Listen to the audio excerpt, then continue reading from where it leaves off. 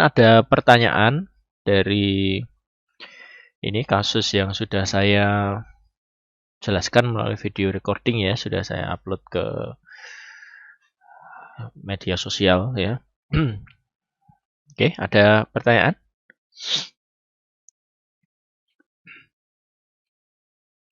Ya, jadi kemarin kita mengambil contoh diagram domain lentur. Ya, Anda sudah mendapatkan kuliah ini di mata kuliah Fisika 2 ya, betul ya? Betul ya?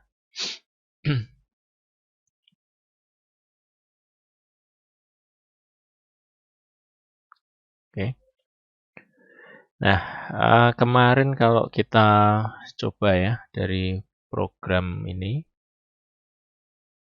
kemarin yang saya berikan highlight di sini adalah ini ya, cara menghitung momen lentur pada masing-masing titik output. Ini saya menggunakan metode loop vector ya atau vector loop ya.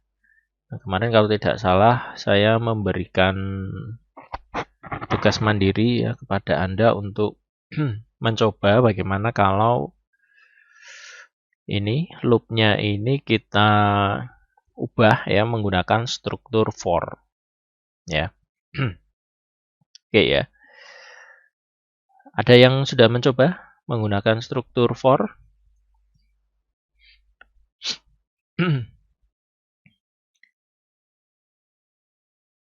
Oh ini kelasnya kok tenang sekali ya. Ini berbahaya ini ketika diberikan pertanyaan tapi tenang sekali ini. Ini suara saya terdengar atau enggak ya? Mestinya terdengar ya. Di sini sudah on. Oke. Ada yang sudah mencoba? Untuk kasus ini kemudian kita buat menjadi struktur for. Ya. Diubah menjadi struktur for ini mestinya tidak terlalu sulit, tapi mungkin kita bisa mengubah ininya sedikit ya, atau dibiarkan seperti ini ya tidak masalah mestinya ya. Ini bisa kita MA ini coba saya berikan komen begini dulu ya. Misalkan ini Anda ingin membuat menggunakan loop yang dulu sudah kita pelajari ya, menggunakan while atau menggunakan for ya. Oke, tapi karena di sini ini jumlah loopnya ini sudah tertentu ya, maka kita bisa menggunakan prinsip yang for ya. Di sini for-nya ini berarti dia harus melakukan looping berapa banyak ini berarti. Ada 2 kali ya, ada ini dan ini ya. Oke, tapi mungkin kita bisa gabung ya. Oke, kita coba kalau kita menggunakan for secara terpisah ya. Oke, ini saya coba run dulu ya. Ini coba run dulu. Ini kemarin contohnya 42 dan ini main 1 ya. Kemudian kita coba jumlah titik outputnya tidak usah banyak-banyak dulu ya. Misalkan 5 dan 3 ya. Ini karena saya ingin membaca datanya terlebih dahulu ya. Model datanya seperti ini ya. Oke, jadi di sini masih 0 semua karena kita belum hitung. Oke. Nah, sekarang kita akan coba kalau menggunakan for ya. Menggunakan for berarti di sini misalkan kita akan tuliskan dalam satu for terpisah ya, misalkan for i sama dengan 1 sampai untuk segmen A berarti sampai NA ya. Oke, ini adalah for pertama, kemudian for kedua i lagi juga tidak apa-apa ya, atau Anda bisa gunakan J karena dia sudah ini apa namanya sudah berbeda ya, sudah berbeda struktur for. Oke, jadi misalkan begini. Kemudian kita bisa menuliskan ya MA karena dia menggunakan struktur for, maka kita bisa tuliskan seperti ini ya.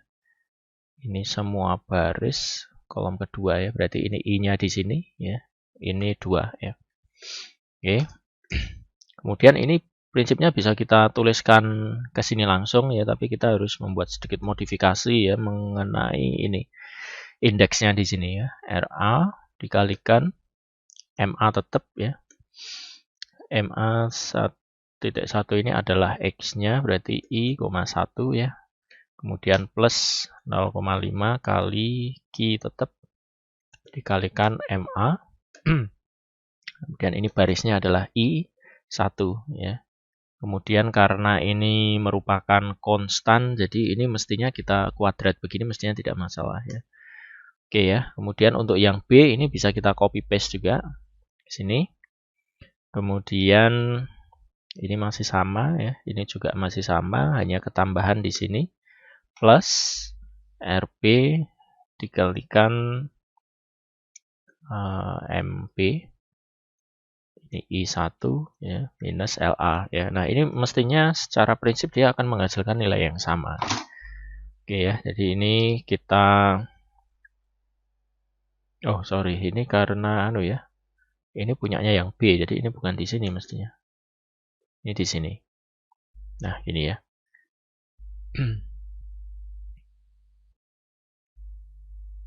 Oke. Coba kita lihat dulu ini I2 ini tetap RA ini MP ya.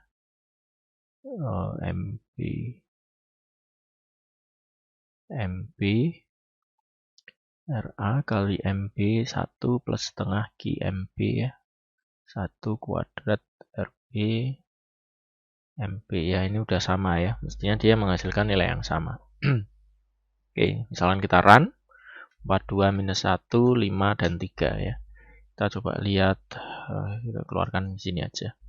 Oke ya, ini menghasilkan nilai yang sudah sama ya, seperti trial minggu lalu ya, yang saya sudah kirimkan ke Anda ya, 011, 0 minus 2 ya. Kemudian MP ini juga sama, minus 2, minus 5 dan 0 ya.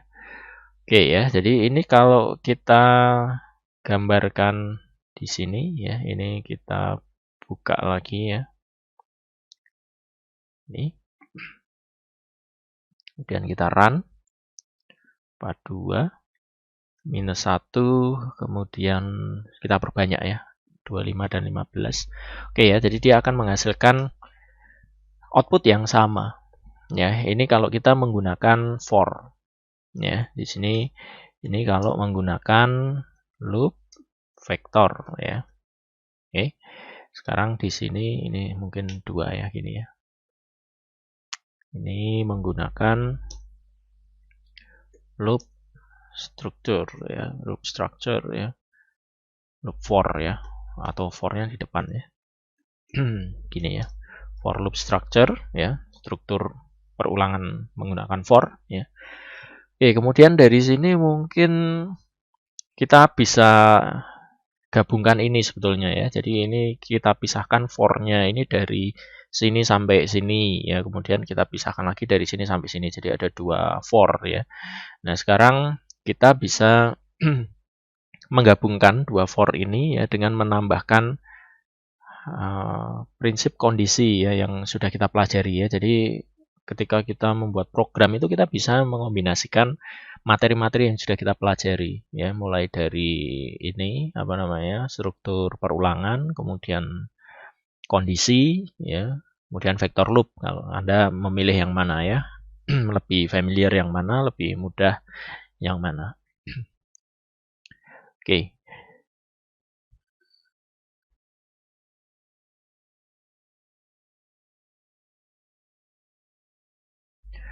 Oke. Kemudian kita akan coba menggabungkan ini dengan menambahkan struktur kondisi ya, atau struktur percabangan. Oke ya, ini saya copy dulu. Ini saya buat menjadi comment. Kemudian di sini berarti dia combination ya. Combination antara loop dan condition ya, supaya for-nya hanya ada 1 ya. Oke, ini for i sama dengan 1, berarti sampai sampai total semuanya, yaitu NA plus NP. Tapi coba kita lihat ini, sayangnya ini dia saya buat namanya ini terpisah ya. Oke, jadi ini nampaknya tidak cukup tidak cukup praktis untuk bisa kita buat secara langsung. menggunakan ini variabel ini. Jadi kita terpaksa harus membuat variabel baru. Ini adalah plot ya untuk kombinasi ya. Oke. Jadi kalau di sini saya ingin membuat begini ya, NA plus NB ya, dalam artian nanti akan kita buat menjadi satu kali struktur for ya. Jadi di sini kita harus mengubah ini matriknya dulu ya. Jadi saya harus membuat matriknya ini menjadi satu jenis ya. Oh, ini terlalu banyak ya. Enggak apa-apa ya. Oke, jadi di sini kita menggabungkan matriksnya. Di sini matriknya adalah matriks mungkin kita bisa seperti ini ya. Ini MA, semua baris kolom pertama. Kemudian kita tambahkan seperti ini ya mungkin ya. MP, semua baris kolom pertama ya. Oke, kita coba lihat dulu apakah matriks M-nya ini betul ya. Oke, kita sedikit aja ya. Ini misalkan 5 dan 3 tadi. Saya coba keluarkan M-nya. 0, 1, 2, 3. Nah, ini maksud saya dia digabung menjadi satu seperti ini ya. Oke, M-nya sudah. Kemudian ini X-nya ya sebetulnya ya. Jadi ini X nih. Oke. Kemudian M-nya ini kita bisa membuat seperti ini ya. Ya, kita trial dulu. 42 minus 1, 53 ya. Ini untuk X, oke. Untuk M, size X 8. Oh, ini ya, dia mengukur size-nya ya. Jadi kita bisa menggunakan 8 kali 1.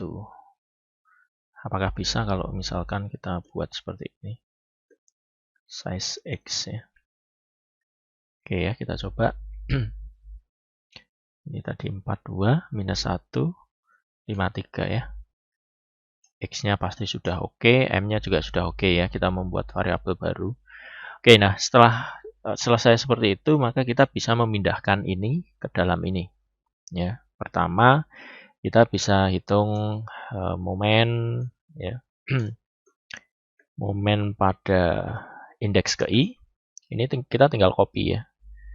Kemudian nanti kita sesuaikan ya. Ini kita ubah menjadi X berarti ya. Ini kita hilangkan begini saja karena dia merupakan vektor kolom ya, seperti ini ya. Jadi kita hanya perlu menunjuk satu indeksnya saja.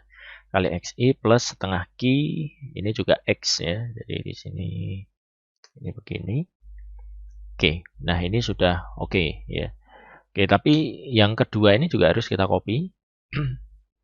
Ya. Ini kita ubah menjadi M ya. Ini juga begini. Ini masih tetap RA X. Ini satunya juga kita hilangkan. Q dikalikan X. Nah, ini I. Kuadrat RP. Ini juga I ya. I dari X ya. XI di oke ya.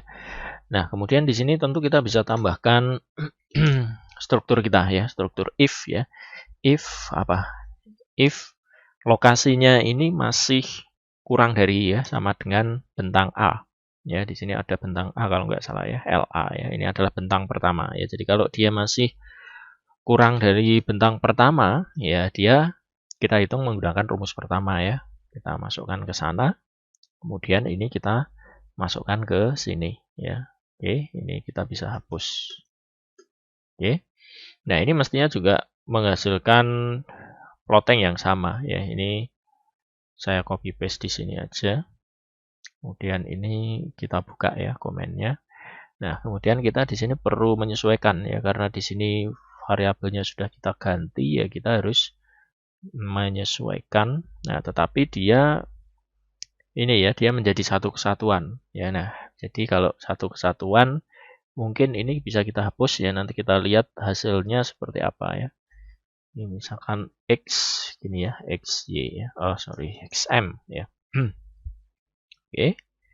Kalau dia hanya satu plot berarti kita tidak perlu menggunakan hold on ya. Di hold on nggak diperlukan ya. Hold off juga kalau gitu kita hapus ya. Oke, kita coba apakah ini berhasil ya. 4 2 ya. Kemudian bebannya min 1, ininya kita buat menjadi besar ya, 25 dan 15 ya. Kenapa 25 dan 15 ya? Karena ngetiknya enak. Oke ya, jadi bisa jadi seperti ini ya. Jadi bisa Anda plotkan satu plot seperti ini ya. Jadi tadi kita melakukan beberapa modifikasi ya. Di yang pertama minggu lalu saya menyampaikan menggunakan loop vector. Kemudian kita bisa ubah menjadi for loop structure tapi terpisah ya. Jadi kita masih bisa mengeplot dua segmen secara terpisah ya. Kemudian di sini terakhir kita buat dia menjadi satu kesatuan data ya, matriksnya ini satu ya, tidak kita pisah lagi. Sehingga dalam struktur for kita juga cukup menuliskan satu kali, tetapi di sana harus ada struktur struktur if ya, if else untuk memisahkan dua rumus ini ya, untuk masing-masing bentang pertama dan bentang kedua ya. Oke, nah karena dia diplot satu kali ya, dia berarti tidak bisa ini ya, tidak bisa warnanya berbeda ya. Bisa kita mengatur warnanya berbeda, kita berikan ya kita bisa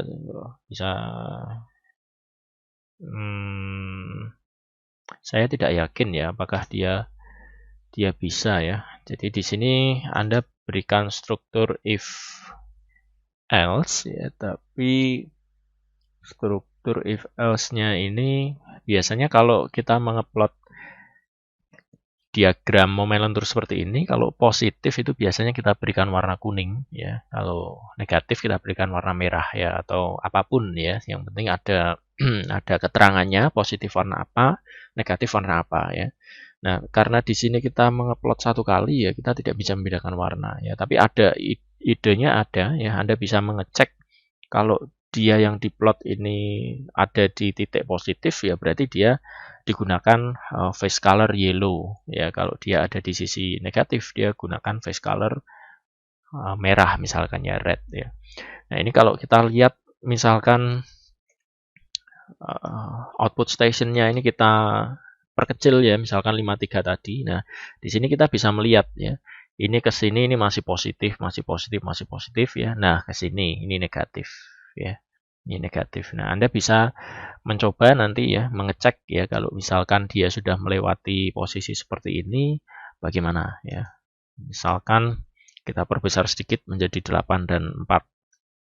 Nah, ini kan dia ada pergeseran ya, semua tetap ada pergeseran. Dan pergeserannya ini ya pasti smooth karena di sini kita ini ya, kita definisikan NA dan NB ini untuk masing-masing LA dan LB. Ya, jadi pasti di sini ada satu titik. Oh, sorry, di sini ya, di sini ada satu titik. Nah, tapi masalahnya di sini ya, dia akan menyeberang. Ya, nah Anda nanti bisa cari tahu ya, apakah memungkinkan seperti itu untuk dibuat warnanya berbeda. Ya, memang kalau kita plotnya secara terpisah ya mudah sekali. Ya, kita bisa pisahkan ya. Tapi tadi hasil plot yang berbeda warna itu pun karena perbedaan segmen ya. Yang ini tadi belum. Ya, jadi Anda bisa coba-coba ya nanti untuk mengecek positif negatifnya itu seperti apa, kemudian Anda bisa gunakan warna yang berbeda ya. Oke, mungkin sampai di sini ada pertanyaan atau tanggapan mengenai program sederhana yang kita buat ini ya. Yang nantinya program ini sebetulnya bisa kita aplikasikan ke materi kita berikutnya ya. Misalkan nanti kita akan mempelajari mengenai UDF ya, user defined function, yang sebetulnya user defined function ini tidak terlalu sulit ya, karena sebetulnya dia hanya mengubah sedikit parameter dari apa yang sudah kita tuliskan di sini ya. Oke ya.